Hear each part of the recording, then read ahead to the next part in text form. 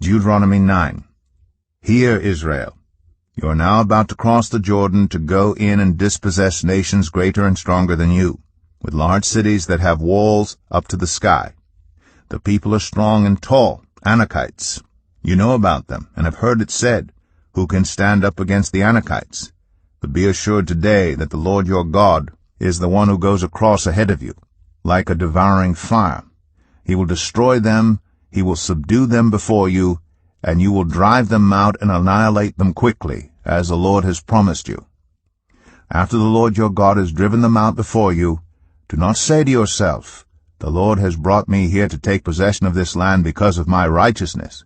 No, it is on account of the wickedness of these nations that the Lord is going to drive them out before you. It is not because of your righteousness or your integrity that you are going in to take possession of their land, but on account of the wickedness of these nations.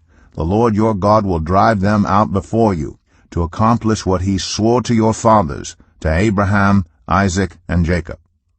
Understand then that it is not because of your righteousness that the Lord your God is giving you this good land to possess, for you are a stiff-necked people.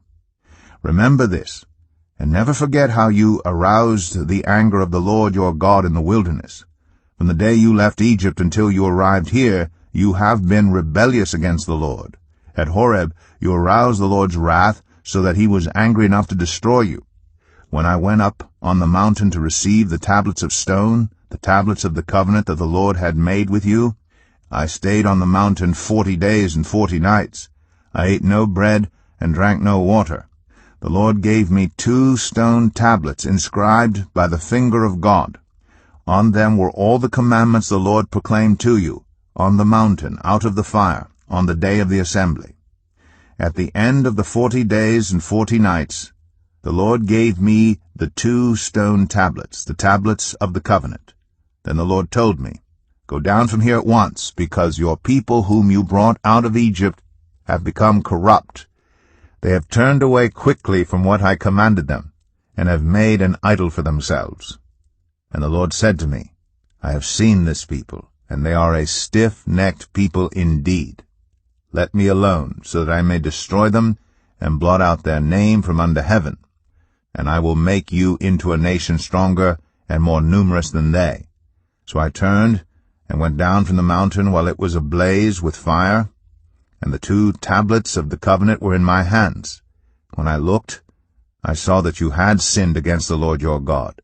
You had made for yourselves an idol cast in the shape of a calf. You had turned aside quickly from the way that the Lord had commanded you. So I took the 2 tablets and threw them out of my hands, breaking them to pieces before your eyes. Then once again I fell prostrate before the Lord for 40 days and 40 nights. I ate no bread and drank no water, because of all the sin you had committed, doing what was evil in the Lord's sight, and so arousing his anger. I feared the anger and wrath of the Lord, for he was angry enough with you to destroy you. But again the Lord listened to me, and the Lord was angry enough with Aaron to destroy him, but at that time I prayed for Aaron too. Also, I took that sinful thing of yours, the calf you had made, and burned it in the fire. Then I crushed it and ground it to powder, as fine as dust, and threw the dust into a stream that flowed down the mountain. You also made the Lord angry at Taberah, at Massah, and at Kibroth Hattaavah. And when the Lord sent you out from Kadesh Barnea, he said, Go up and take possession of the land I have given you. But you rebelled against the command of the Lord your God. You did not trust him or obey him. You have been rebellious against the Lord ever since I have known you. I lay prostrate before the Lord those 40 days and 40 nights because the Lord had said he would destroy you. I prayed to the Lord and said, Sovereign Lord, do not destroy your people, your own inheritance that you redeemed by your great power and brought out of Egypt with a mighty hand. Remember your servants, Abraham, Isaac, and Jacob. Overlook the stubbornness of this people, their wickedness, and their sin.